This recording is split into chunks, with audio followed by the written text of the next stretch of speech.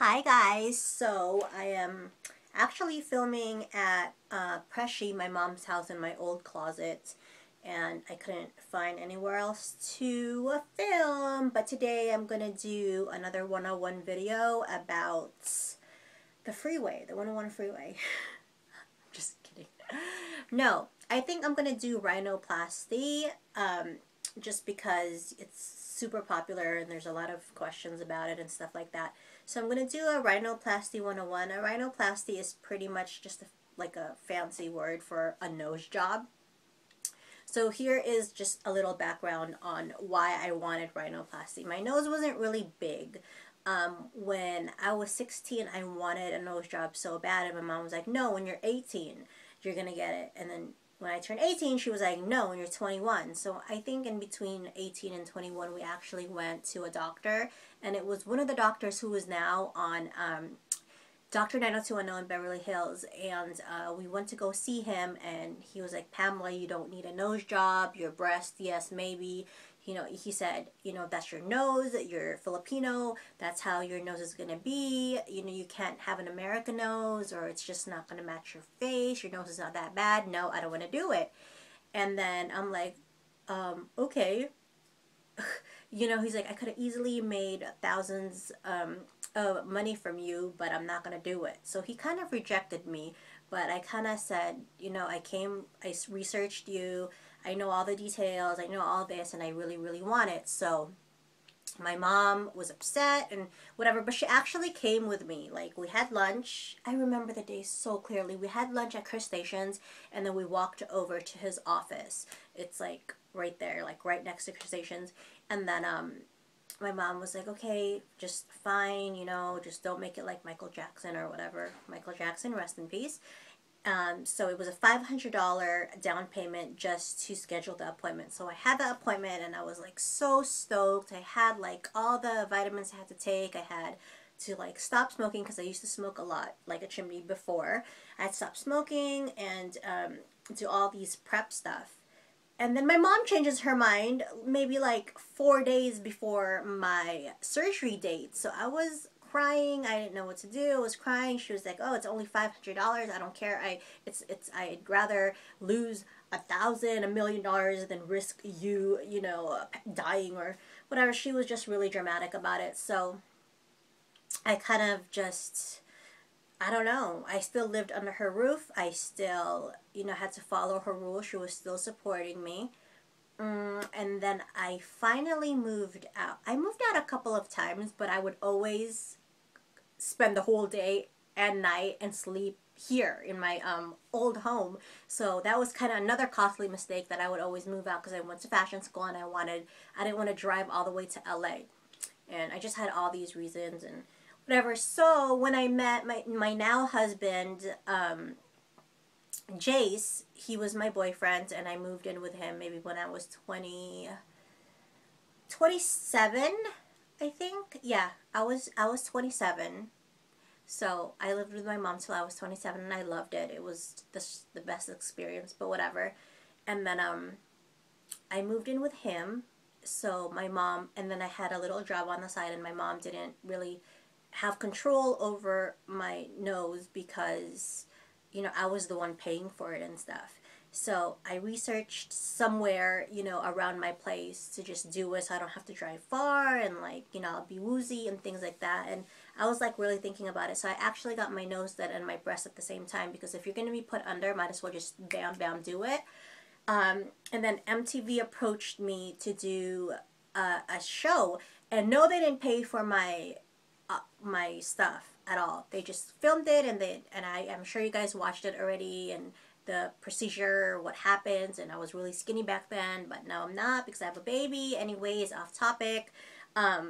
So I went in there, and then I paid. It was actually $300. I paid. Oh no, yeah, it was $300 to book the appointment, but I just paid in full cash. Like, I was just like, here's my plastic surgery credit card, and put the rest cash. So, okay, procedure day.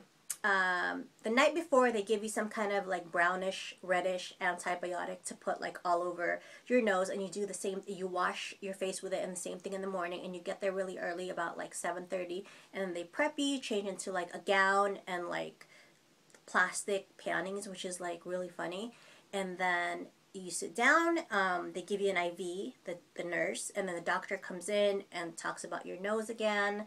This kind of the same thing you talk about during your consultation. Your consultation is just pretty much like what you want your nose to be. And I brought pictures and this and this, and I'm never going to be happy with what I have, but I liked it for when it was still swollen, and then now it's kind of back to normal, but whatever, don't mind me.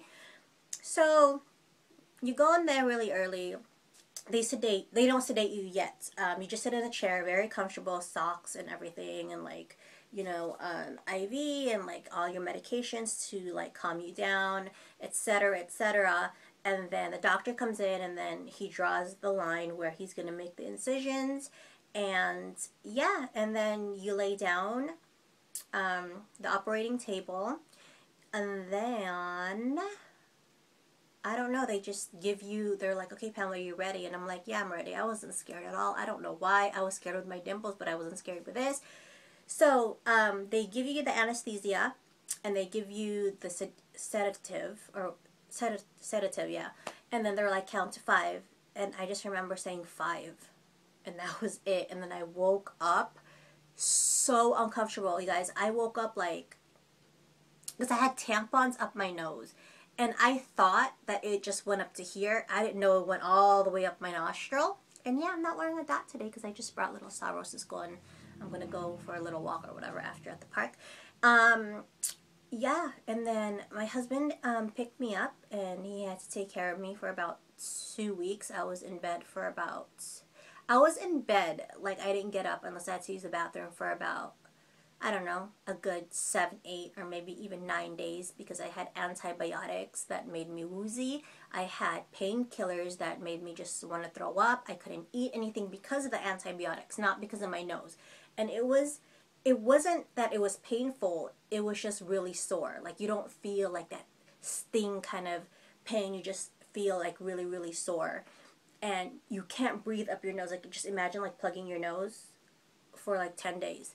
So you have to breathe through your mouth, and that kind of gave me a little bit of anxiety. It was really hard to sleep and stuff like that. But overall,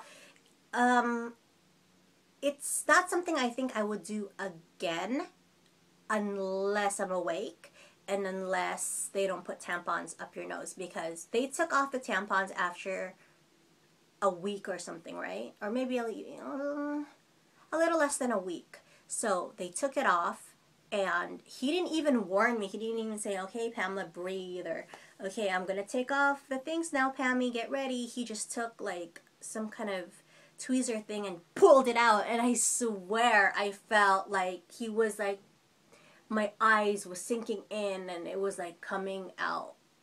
And then he was like, okay, one more, boom. Like, I guess it's better to do it fast. Don't tell me like, I'm going to pull him out now. But it just felt like my whole body just like, my insides just came out of like tampons full of blood.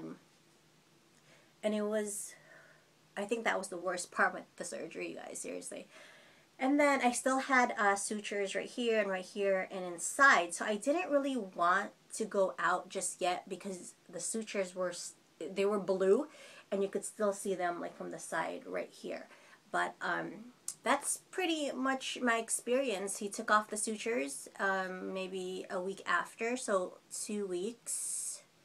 I was good to go. It was still swollen. It takes about a year to fully, you know, see the result of your nose, which is, when's the anniversary of my nose? I think it's 3 years now.